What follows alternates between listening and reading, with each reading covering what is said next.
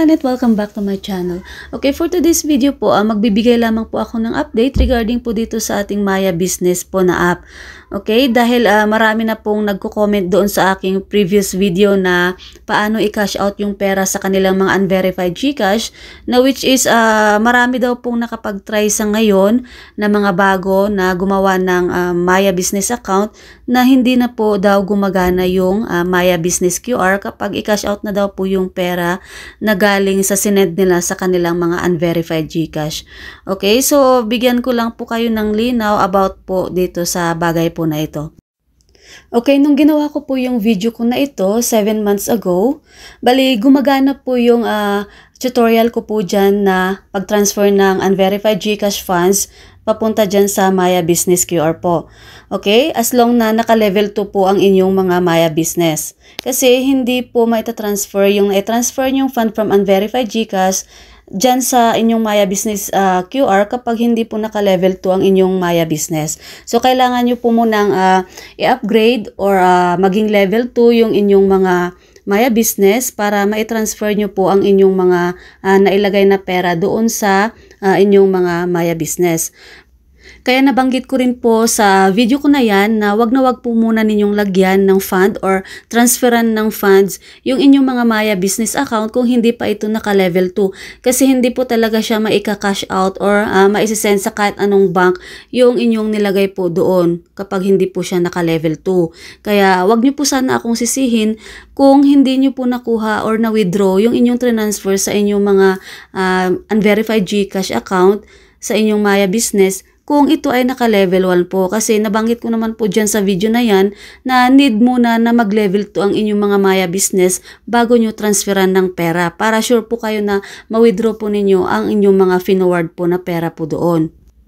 Okay, so dati gumagana po yon, lalo na kung naka-level 2 na po ang inyong mga Maya Business account.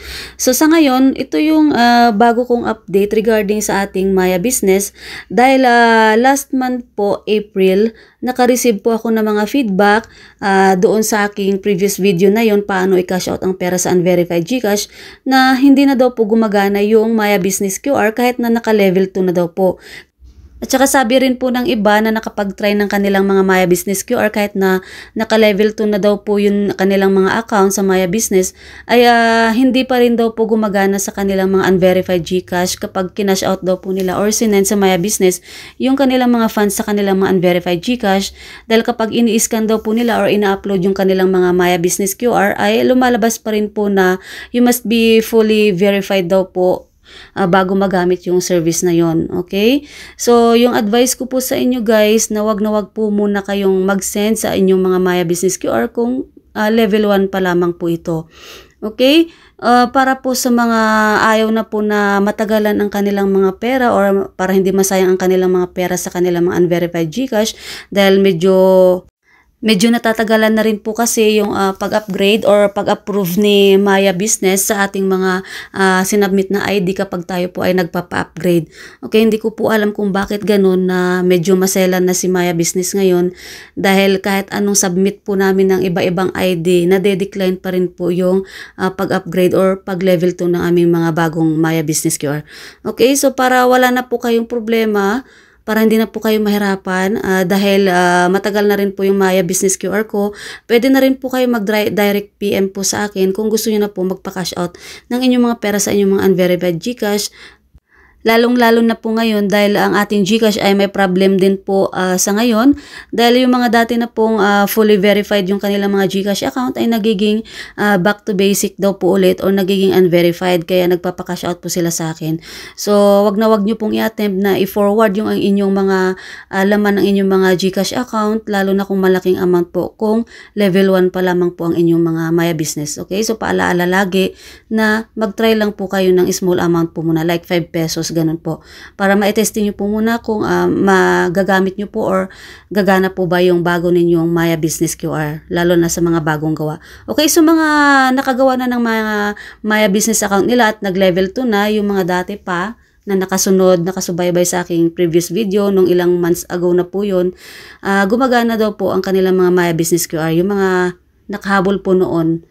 Okay? Nung ginawa ko po yung video na yun. Okay? So, gumagana po sa kanila yung kanilang mga Maya Business QR at doon na nila tinatransfer directly sa kanilang Maya Business QR ang kanilang mga pera.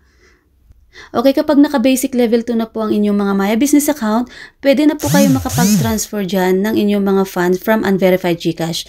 And then from Maya Business account, i-transfer nyo po sa inyong mga verified GCash account. I-click lamang po yung wallet, and then deposit to bank. Makikita nyo po ang inyong balance. I-send or ilagay nyo po ang amount na gusto nyo pong i-send. Okay, so sa transfer to this account, piliin nyo po yung GCash.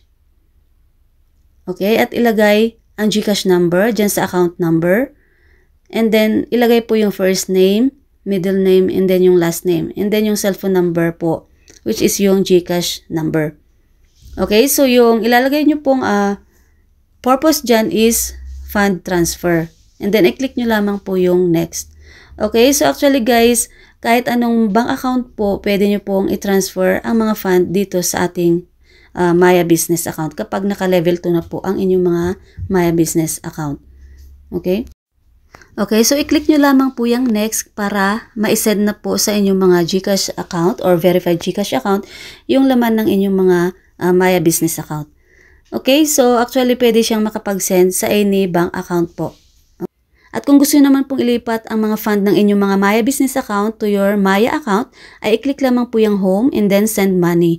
Ilagay ang amount at saka yung cellphone number na connected sa inyong mga verified Maya account. Okay, so dapat verified po ang inyong mga Maya account. Okay, para naman po sa mga gusto nang magpa-cash out sa akin directly, PM nyo na lamang po ako sa aking FB page. Yan po yung aking FB page. So, reminder po na marami pong gumagaya sa account ko. Ito lamang po ang legit na FB page ko. At never po ako nagkaroon ng Soulful Chris na Facebook account. Tanging Facebook page lamang po ang meron po ako. Okay, reminder, yung mga poster po na gumagaya sa Soulful Chris na pangalan ko ay ginagamit din po nila ang aking profile picture at ang aking cover photo. Kaya nilagay ko po ang aking Facebook page link sa aking profile pic dahil gusto ko pong i-type nyo po muna ang aking legit Facebook page link sa inyong mga browser at mag-message po kayo sa akin. Okay, para makasigurado po kayo na sa akin po kayo talaga nagme-message or nakikipag-transact. Kasi mayroon pong gumagaya sa account ko which is mga scammer po sila guys. Okay, so hindi ko po alam, hindi naman po ako sikat pero hindi ko po alam bakit ginagaya po nila ako sa pang-i-scam po.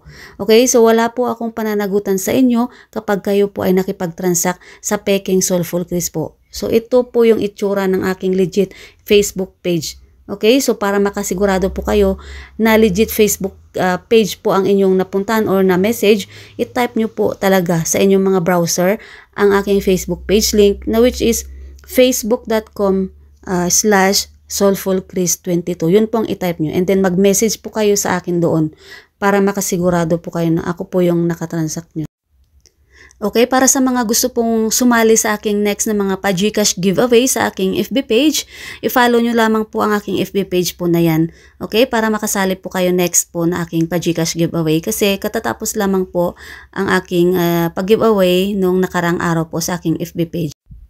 Okay, bago ko po tapusin ang video ko na ito, gusto ko lamang po magpasalamat sa lahat po ng aking mga subscribers, followers dito sa aking YouTube channel at saka sa aking Facebook page. Okay, nagpapasalamat po ako sa inyong pagtitiwala sa aking cash out service at saka sa patuloy po ninyong suporta sa aking YouTube channel. Okay, kung hindi ka po follower or hindi ka pa po subscriber ng aking YouTube channel, huwag po kalimutang mag-subscribe at saka i-hit ang notification bell para ma-update po kayo in case na meron po akong bagong uploads. Okay, so hanggang dito na lang ang video ko na ito. Thank you so much everyone and see you on my next video. Bye!